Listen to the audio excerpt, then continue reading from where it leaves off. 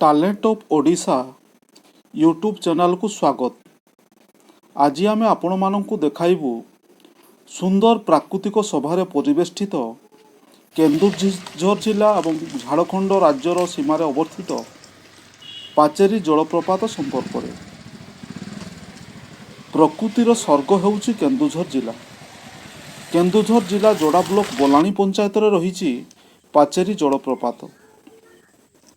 ପାଚେରୀ ଗ୍ରାମରୁ ଜଳପ୍ରପାତକୁ ଯିବାକୁ ହେଲେ 2 କିଲୋମିଟର ପାଦ ଚଲା ରାସ୍ତାରେ ଯିବାକୁ ପଡ଼ିଥାଏ।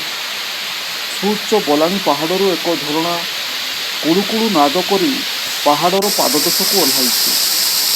ପାଚେରୀ ଜଳପ୍ରପାତର ପ୍ରାକୃତିକ ଶୋଭା ଭାରି ମନଲୋଭା ହୋଇଥିବାରୁ ବର୍ଷ ତମାମ ପର୍ଯ୍ୟଟକଙ୍କ ଭିଡ଼ ଦେଖିବାକୁ ମିଳିଥାଏ। ଭିଡ଼ିଓଟି ଭଲ ଲାଗିଲେ ଆପଣମାନେ ଲାଇକ୍ କରନ୍ତୁ, ସେୟାର କରନ୍ତୁ ଏବଂ ଆମ ଚ୍ୟାନେଲକୁ ସବସ୍କ୍ରାଇବ୍ କରନ୍ତୁ। ଧନ୍ୟବାଦ।